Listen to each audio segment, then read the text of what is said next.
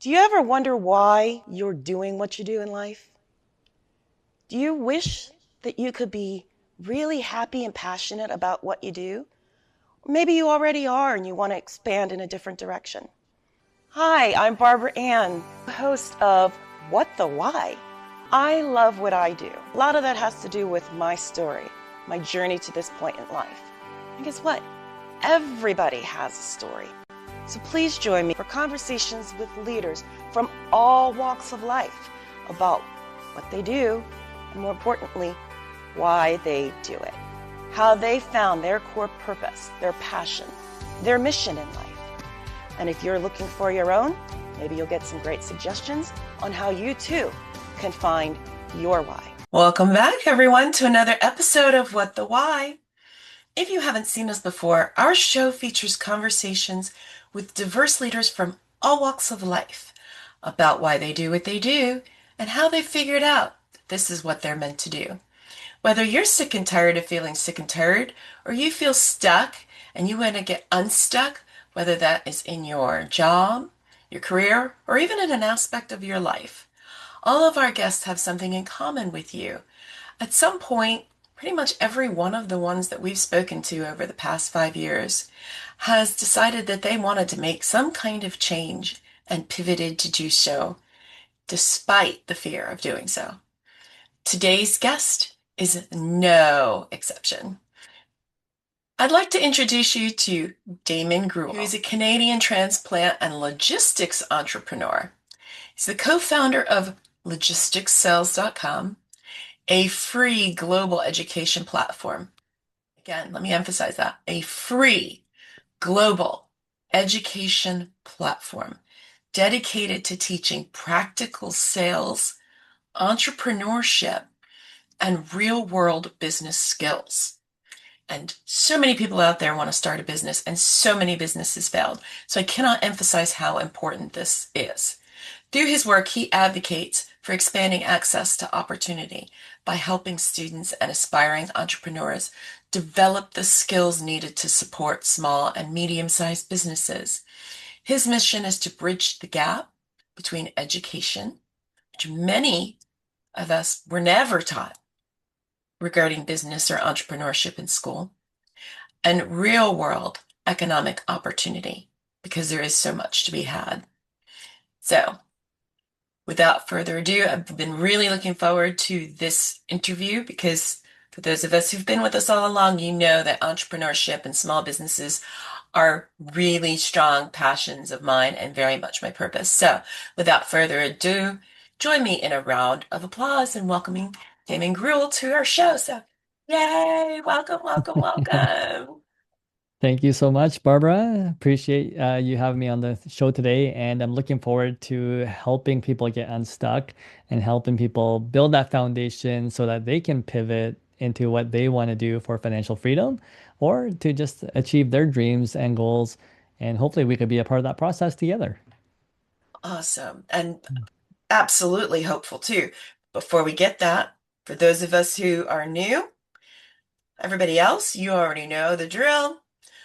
Every episode since episode 1, we have all these amazing people on, but we're always curious whether or not this is what they thought they'd be doing at this point in their life. So, what did little Damon want to be when he was growing up?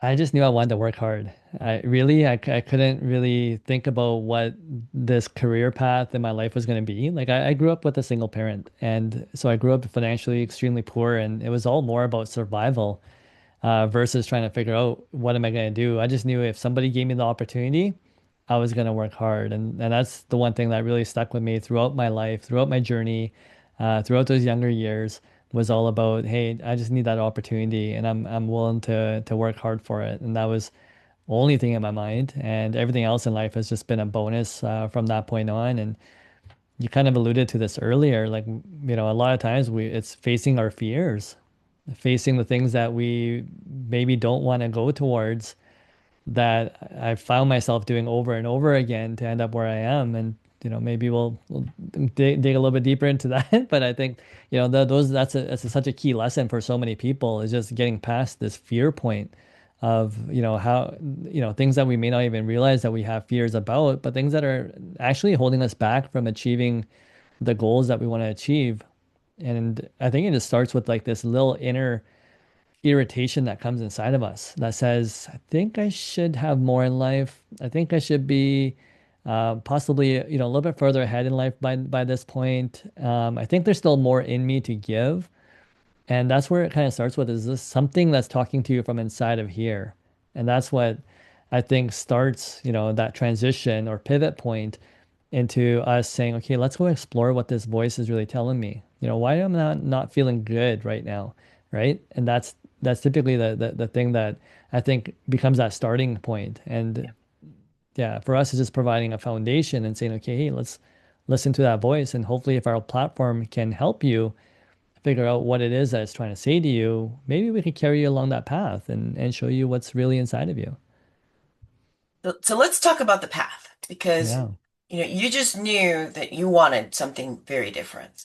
What did that journey look like from, as someone who grew up in what probably now would be considered affordable housing here in the United States, Hmm. um, single mom whose dad passed when I was very, very young. We have some similarities in our stories. So Hmm. um, you could have gone down so many different paths. How did you find this one? It was actually by accident. I was pumping propane at a gas station, and one of my friend's dads came over, and I just learned how to use a flatbed scanner. This is back when technology was coming around, and I knew how to. This is back like late 90s, and pretty much out of high school, and I had invested into one of these scanners, and it was like, the really big chunky ones at the time. And so he came over with some paperwork and just said, hey, we're trying to change something around here. Can you help us with the paperwork? And I'm like, yeah, not a problem. I got the equipment and always glad to help, right? That was kind of my motto, is if I have something, if I could try to help somebody, definitely that was always one of those things. And after I helped him, he just said, hey, what are you doing right now? And I told him what I was doing. And he's like, well, do you want an office job? And so that was my introduction to, kind of getting into transportation and logistics. He took me to another employer first and just, asked that gentleman, he's like, do you want to hire this young man? I think he's pretty bright, and he might be able to help your business. And at that point, the first gentleman passed. So he goes, okay, I'll bring you over to my business. And he put me to work there. And I was just a kid, right, at that point, and I didn't realize what I was getting myself into. But I became a safety manager at a pretty young age. I was training people 2 to 3 times my age, and I didn't realize I was writing reports to the U.S. Department of Transportation, and so I put all this, the education that I had up until that point to use, and then they were sending me for these little driver courses that I was taking, and then I was interpreting that information and making it into training for our drivers and personnel. And so I was creating entire safety program for the company and implementing a new kind of hours of service. I'm not sure if you're going to be familiar with that, but there are Mm-hmm. certain hours of service legislation. Yes, I'm familiar, but if you would like to explain it in as brief a terms as you can, fortunately, when I was with the government, I got to do some work with Transportation Department. Shout out to friends who are still there, especially Sharon. Hi, Sharon. Um, but yeah, for those who don't know, these are pretty detailed reports. For sure. So the drivers have to log their hours, where they're going, different things like odometer readings, locations, and everything gets mapped back and tracked according to like their fuel receipts, any other timestamps that they have on bills of ladings, you name it. Like everything's kind of tracked, and they want to make sure that people aren't driving over hours and overtired Mhm. in the US. So they're actually tracking everything for the drivers to make sure that they're safe, right? There was a drug and alcohol compliance that I also had to administer with the drivers. So all drivers were drug tested and put into random pools where we could check them, every quarter with, the people that would come up, and we would have to get them drug tested regardless of where they were. And so, anyways, there was a bunch of courses I was doing there. And typically at this point, back in the late 90s, and to kind of give you context of this, our drivers didn't even have cell phones back then. Oh my God. And this is back when people would use calling cards, and the drivers all Hmm. had calling cards that they would be issued, and they would use Yeah. payphones to be able to contact us and to let us know where their locations were. And so this is how kind of old school we kind of get with this. And so, yeah, it was a different system back then. But regardless, to kind of get on with my journey of how I kind of got into what I got into, from there, again, I was safety manager for 1 year. I was pretty much paid minimum wage, and so I brought the company back into compliance. And everywhere I used to go, people used to be like, "Hey, Damon, I'll offer you double, triple your salary that you're getting right now." And I would be like, "No, thanks. I'm good. I'm just want to stay loyal here to where I am." And even beyond that, it was people would even offer me ownership in companies and just say, "Hey, we're going to start a transportation company," and people would just I guess they kind of saw something in me in which I didn't see myself at the time. And for me, it was just like, I just want to save money for school. That's the only goal I had. How do I finish off my education so that I could, at least get my, again, get that degree or whatever it was, get that paper on the wall. And for me, that was a different, goal that I had. And I wasn't really thinking that I was going to stay in this industry. And so after a year of working there, I had asked them and said, "Hey, can I get a raise? Because I'm not really able to save for school." And that's really what my goal was. And at that point, they told me, "Damon, I don't think anyone's going to hire you in this industry. And we can't really give you a raise because we can't pay you more than the secretaries." And I was just like, "Okay, well, okay, thank you for that." And then I was like, "Well, obviously I can't make my goal here, so I'm going to have to leave." And so when I left, I again was going to go back to job searching, but then my neighbor, they owned a lumber company, and they're like, "Hey, Damon, actually, you know what? We had a bunch of drivers approach us, and we want to start a trucking company." And they go, "Damon, we want you to run it." And I'm like, "Well, I don't know how to run a trucking company." I go, "I was only a safety manager." And so, I would get these random opportunities, and I was like, are you sure?" And they're like, "Yeah, well, you know more than us." And so the only thing they knew was about the lumber industry. And so I said, "Okay, fine. If you're putting that much trust and faith into me, I'll come in and try to run that company." And, fast forward 8 months, something happened there as well. And so I ended up moving to another company, and then I ran that company for about 5 years. And any company that I would go to would have exponential growth. It was, usually in the thousands of percentiles. The last company was, going from $1 million a year to over 24 million a year within just 4 years. And so I would have this exponential growth anywhere I would go, and it was just following basic principles. And so I got to learn how to do business the right way a lot of times, and I got to see formulas that actually worked.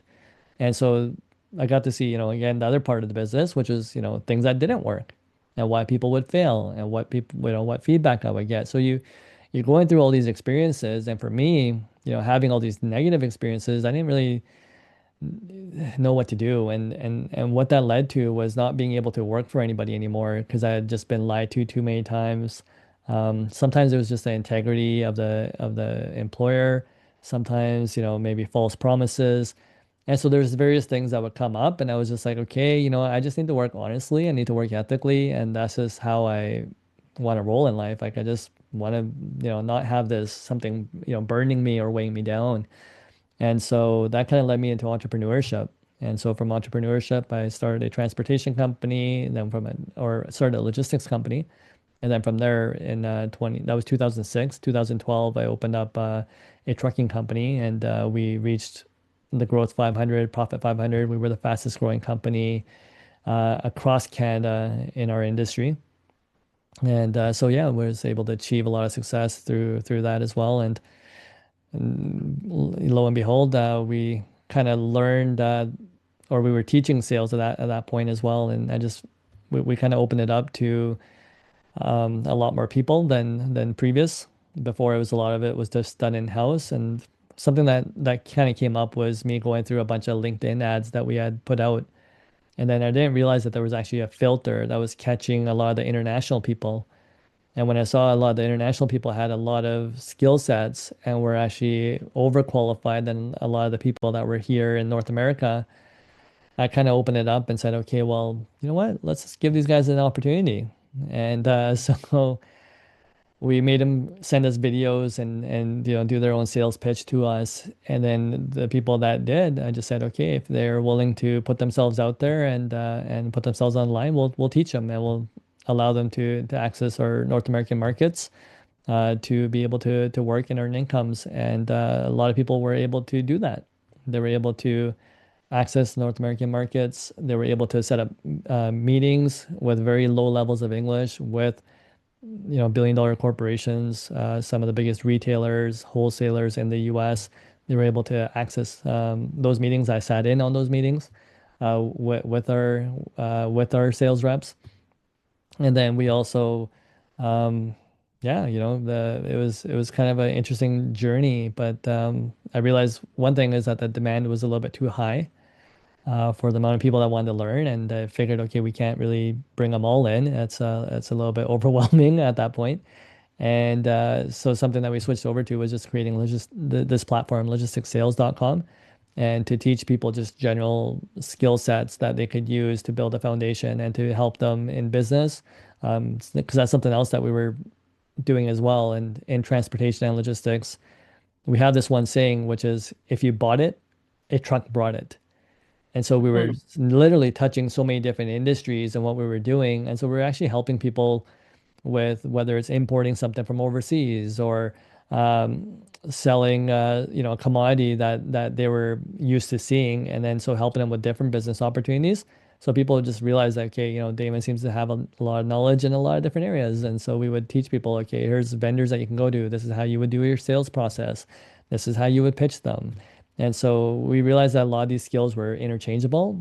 And so we said, okay, well, let's teach it on a larger scale, and we'll do it a little bit broader based. We do have our background is logistics and transportation. So all my partners that are in logistics sales as well are people that work with me, and they all kind of have a giving service mentality. And so that's why, again, all of us kind of came together to kind of put this program out there and just say, hey, you know what? If we could teach people something good and positive and allow them to be able to help each other and grow, then let's just put it out there for free and see what happens. There's so many So amazing things about that. And I really want to emphasize like, there are entities out there charging significant amounts of money for a fraction of what you're doing. Um, what inspired you to make this open access the way that you have? I just, well, I'll give you a couple stats. Like one thing is even in the US, 61 to 64% of people are living paycheck to paycheck. Yeah. Another one is within 5 years, 50% of small to medium-sized businesses end up going out of business. And so when I realized, how many people are struggling and how many people are taking risks and working hard, but still not able to earn what they need to be. So sales is something that gave me the opportunity and a lot of other people in life to earn, whether it's, 5, 10, 20 years of income in 1 year. And so when you realize that there's different possibilities out there for doing the same amount of work or just leveraging your skill sets to be able to earn more, I just want to say, you know what, this is something that I think everyone needs to know. Regardless of what skill it is that somebody has, regardless of which position you're in, and being able to see people around the world to do it, Yeah. it really opened up my eyes to say, hey, you know what? Everyone deserves this opportunity. And it wasn't an opportunity that was given to me easily either. It wasn't until I ran into it by accident. And a lot of places, will take advantage of having to overwork people, having to, again, keep people at low wages for as long as possible. But then, realizing that, okay, well, how healthy is that? Are we really helping each other in that format? Yep. Is it is there enough to go around? And having creating structures as well is a big part of what we teach as well, creating win-win situations. And so we realize that, people can win together. Like you don't have to take everything, and it's a matter of just saying, okay, well, teaching employees, we teach employees how, to be in the entrepreneur's shoes. And we teach entrepreneurs to say, okay, well, hey, do you want to own 100% of a grape or do you want to open that up and own 10% of a watermelon? And so look at the possibilities of what happens when we have teamwork. And so we always hear that term, teamwork makes the dream work, right? And so Hmm. putting that into practical steps and saying, Yeah. okay, well, what can that do for you as an entrepreneur? Because so many entrepreneurs feel stuck because everything comes back onto them. And so showing people that, hey, we're all here to help each other and we all have the same goals. How come we just can't work together to be able to create more of it? And again, going from a scarcity mindset to an abundance mindset, but in a way that we also are serving. And that's a big part of what we teach is be in service. And if you're in service long enough, it's going to come back to you, right? I mean, Mhm. the companies that I went to go help are people that employed me later. The people that I helped set up their companies and teach them how to run their companies gave me their businesses later. So Wow. yeah. So there's been those type of situations that come up from us just being in service and not really having an expectation for any of this stuff to come back. But again, when we're looking for opportunities, or sometimes, it's I just say God or the universe just gives it back to us and says, hey, you know what? When it could trust you, right? So again, as a parent, I look at it this way. As a parent, if I can trust my child with something important, I'm gonna say, yeah, you know what? I've taught you, or well, not me, but well, what's in the best interest of how to take care of this. Here, let me put this in your hands, and now you could be the holder of this entity, right? And so, I mean, that's just part of, I think, just that moral compass of saying, hey, you know what? We need good leaders, and we need servant Yeah. leaders that can serve to Yeah. better help communities and better help, our neighbors and help everybody else. And so we're hoping that our education in a way can be, one of those tools that people can use to learn how to do business the right way and to learn how to do it in a way that comes out of service and from inside here, right? Where we can feel good really of what we're doing in life. Okay. And there's so many good things in there. Um, and kind of on that note, I mean, uh, you you're very intelligent, you observe, but you didn't just observe by reading, you observed the people around you who were clearly modeling this behavior. 100%. Who, if any, would you say are people that you would want to say, these people came to support me in, well, you mentioned one, the person who brought you to the other company and Yeah. said, hey, you have a job for this man? Because I'm going to hire him if you don't. But who would you say kind of inspired you to go this road? Because again, for everything that you're doing, um, you could be doing other things with it, and yet you're not. This is really, truly part of your mission. Um, who brings that out in you? It's the people in our lives, right? You look at around us and you say, okay, well, firstly, it was that first mentor that I had that brought me into business in the first place.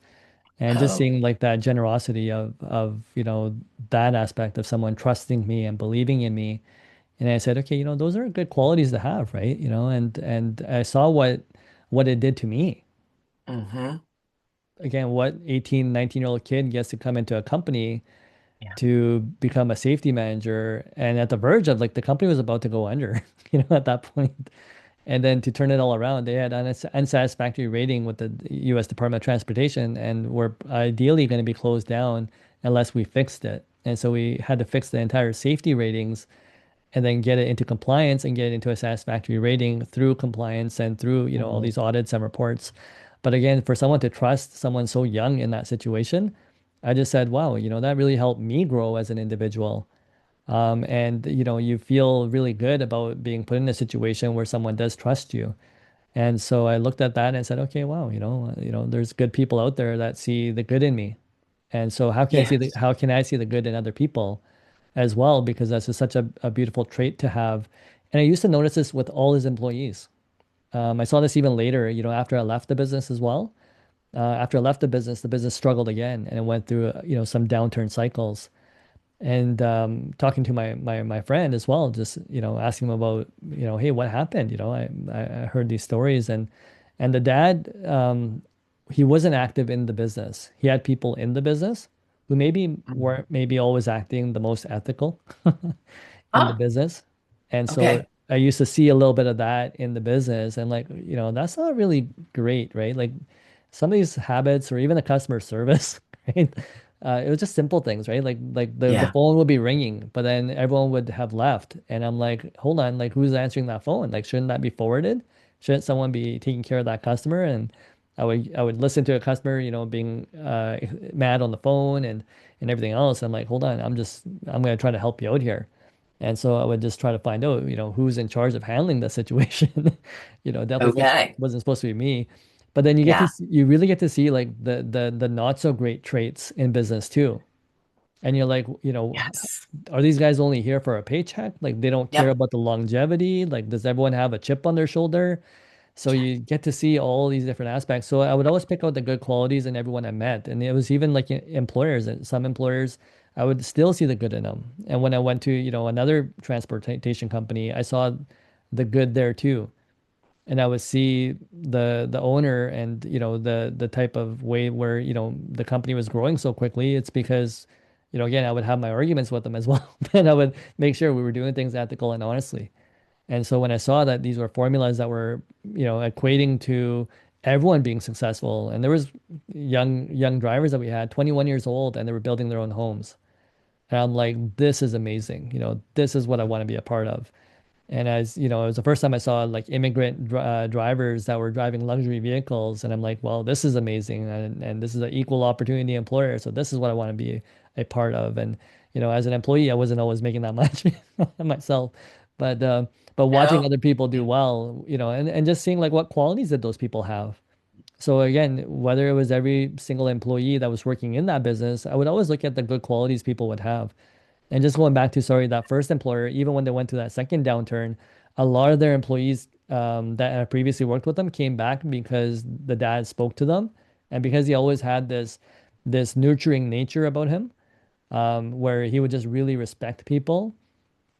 People were ready to do anything for him, and so you see like those leadership traits Yeah. where again anyone's willing to follow you into battle, right? But they know that okay, well, there's certain qualities that that leader has, and so I got to witness a lot of that as well. And so a lot of people, that had those qualities, whether they didn't have all those qualities, but there's little bits of pieces of qualities I saw in each person. And from the first mentor, it was about okay, maybe the the qualities that he could have improved on was keeping better care of his health so he could be involved in the business. And so I'm like, okay, well, he's really good at this leadership quality, but maybe he wasn't taking care of the health as much. And so health became, another pillar for me. Like, okay, that's important. Then there was other people where I saw spirituality being important. Yes. So there was Yes. different pillars that I would see in different people that helped build me into again who I am. And so it's you just take the goodness from anyone. It's like, okay, I want that trait, I want that trait, I want that trait. And then some of What, it's yeah, what you are describing, and this is what makes what you do so important, is meeting people where they are and bringing them along with you. And that is what's missing in so much of what's going on today. And so, as believe it or not, we're already starting to approach the end of our time frame. Let's talk about the platform because there's this amazing resource out there that, you know, now you all have just a glimpse into so much more about who Damon is and his why behind it. Let's talk about the platform itself. Tell us about logistics. It's logistics sales. So for two sure, yeah. S's, logisticscells.com. Yeah. And so three S's altogether in there. But the two Yeah, S's are so we back to won't do it back. as a tongue twister, but that's okay. Yeah. And so again, logistics is just moving something from point A to point B, but we could also reframe that to say, well, we move people from point A to point B and transform them. And so what it's really doing is showing you one is just about the opportunities as to what skill sets do you currently have and how can you learn to leverage them. And then we kind of show you through the graph of employee versus entrepreneurship to show you what the difference can actually be. And so employee line is usually pretty straightforward in life. You get gradual increases enough for you to stay at the job. And people that get to experience entrepreneurship, you're starting usually a lot lower than the actual line. But then at 18 months, it crisscrosses and then has a chance to skyrocket. And so imagine, having a 25% increase every year in your salary or a 50% increase or the raise that you've always wanted. But now you could be in charge of it, right? So that's what we try to teach people, that financial freedom is always in your own hands. And so we're trying to show them that, that's always possible. It's always been possible, and you're the decision maker. So we're trying to take people through that journey to show them that, and to show them the opportunities, that these opportunities exist for everybody, regardless of where you live in the world, regardless of your background, regardless of your financial level, education level, anything that you may be thinking might be preventing you. And so again, I had a lot of these fears too. I didn't feel worthy enough to be able to get into these positions. I kind of had this fear that no one would want to listen to me. Nobody would want to talk to me in that manner. If I didn't have anything in my pockets, how can I go convince somebody to give me their money, right? So again, it was, a lot of these blocks that I had as well, that I had to learn how to overcome. And Mm, so there was, so that's something that's important for me to teach people. Like, hey, we all have blocks, we all have limiters. Let's take them off, right? So we can yes. actually fly. And so we're helping people a lot with that mindset. And then we're trying to give you the skill sets. We're really trying to put you into that mind frame of saying, okay, well, here, how do I prospect? How do I understand business? How do I build these structures? How do I get a job even? How do I go even apply for something that I want? How do I start looking? How do I find these opportunities? So we're trying to teach you that whole journey. And then we have worksheets that go along with every episode that make you do the, introspection. And so we say, download the worksheets, follow us along, do the work, right? And see what's happening inside of you. What's that voice saying to you? Do you find this exciting? Do you want to try practicing some of this? And again, when we talk about sales and marketing in general, there's so many different aspects of this. It's not, we're trying to break down the myth of what sales really is, and just saying, hey, we're actually just solution finders. We're actually there to serve people.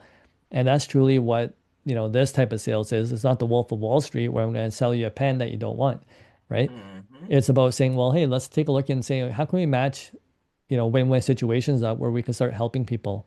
And if that can help me earn, great. Or how can I help an entrepreneur in his journey or her journey of succeeding? How can I leverage some of these skills? Like, hey, can I prospect? Can I write a good email? Can I start doing some social media? Can I take a picture? Can I learn how to be expressive in multiple different ways? Well, that's all communication skills. And those are all communication skills that drive revenue and growth into businesses. And so how can I leverage, maybe some of these skills that I have that I currently already enjoy doing? Like maybe I love art, right? And I just want to get creative with, graphic design, or learn that next level of, imagery so I could be able to sell based on that. Or I could learn how to help people in their businesses based on that skill. Maybe I'm a really good trainer and I could just help people, bring people into the business and help them with that opportunity.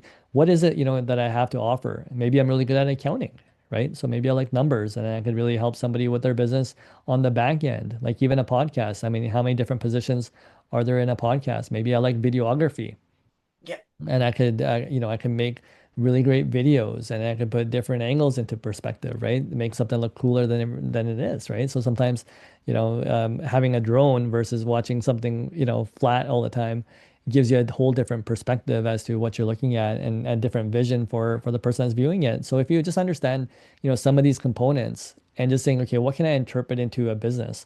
Maybe you like boating. Maybe you want to help somebody create the next tourism business, right? And you want to be a tourist because you love a certain area. So we're just trying to open up people's minds to like the possibilities of these opportunities, and just really teaching people how to find them and to develop the skill sets to be able to pitch themselves so they could actually gain the opportunities, or again, help some of these businesses, right? That really need help. So Yeah. it's very vast. So again, we're just more the foundation work. And Barbara, what I hope is that, if we help them with the foundation, you can help them with the steps once they know what they want to do. So And we would love to help with that because so much of what you touched on, you have to get rid of those limiting beliefs. You mentioned it earlier. I want to come back around to that as we wrap up because there are people watching right now who think it's possible for others, but they're afraid to do it themselves. The fear of change is still standing in the way of the fear of staying the same. And they're not living into their purpose, their potential. Which is why I love that you use that word because that word's very much a part of my company and what we do. Shout out to Purposeful Solutions and Evolutions. And so, for those who don't know, Damon and I have actually had some conversations about how we can complement what we're doing because they've put together this amazing framework, and now what?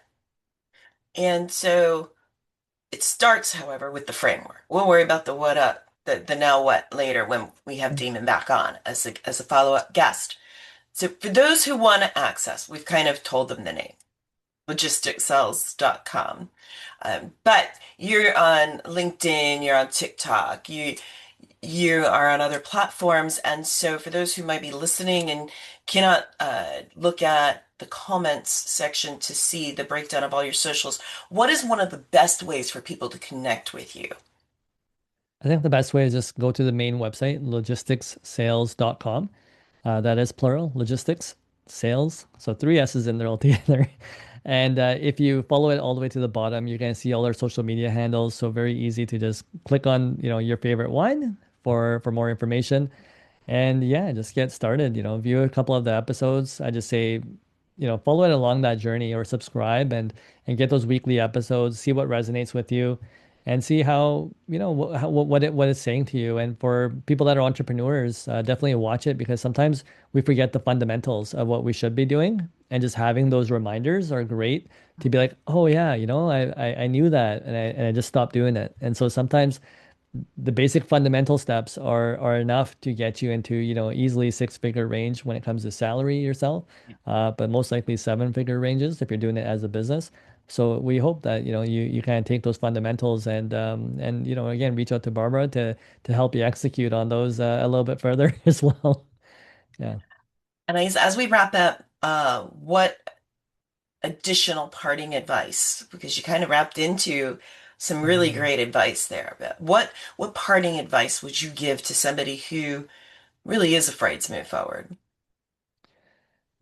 Yeah, I mean, kind of give you my example really quick first, right? Like there's two big fears that I had that one was just getting into entrepreneurship. It's something I never wanted to do because of my programming growing up is anytime I Mm, saw episodes of, television where somebody was a boss, it was always like, I don't want to be like that guy.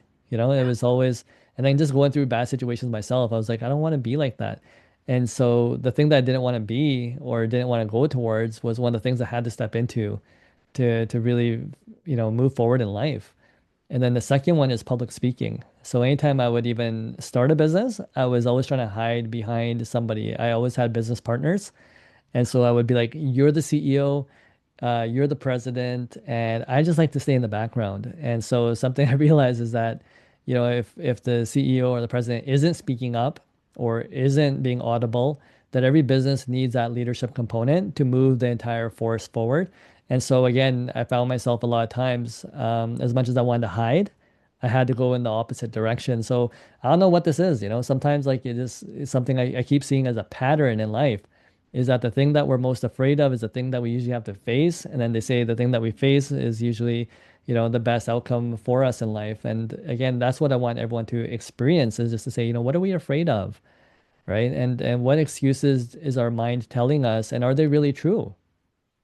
And I hope, like when you're watching our episodes that you're able to kind of have that takeaway and say, you know what, this is pretty basic stuff. Like I think anyone could do this. And and just to say, it's just a matter of, well, what we try to teach too is like how to create these structures that don't cost you anything yeah.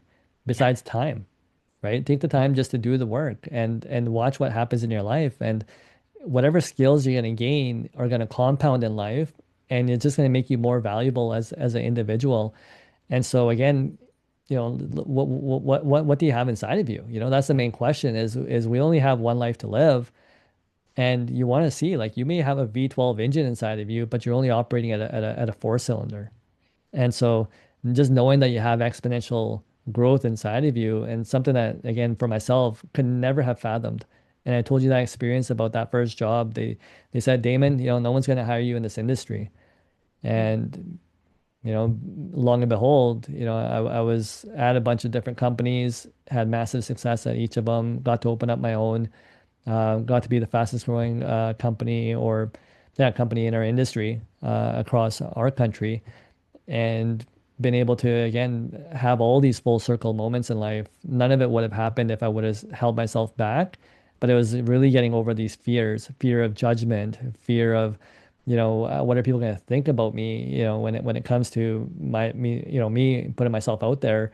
And even when I put on this program here, again, people people are like, sometimes we get those comments. I think one of the first comments we got was, I don't think this guy should be teaching, or should be podcasting. And I think one of my partners said, kind of laughed it off and just said, "Hey, it's free," like Yeah. it's free Yeah. information. So you never know what type of comments, what type of things are gonna and Yeah. especially if it sticks with us, right? If we start believing some of these programs, and again, there's a lots that I've had to take off, again, right? There's limitations I put on myself in the first business.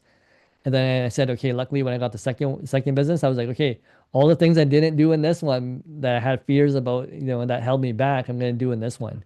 And so again, that's what led to more exponential growth. And it's every time we gotta just push past these little barriers, but it's fun, right?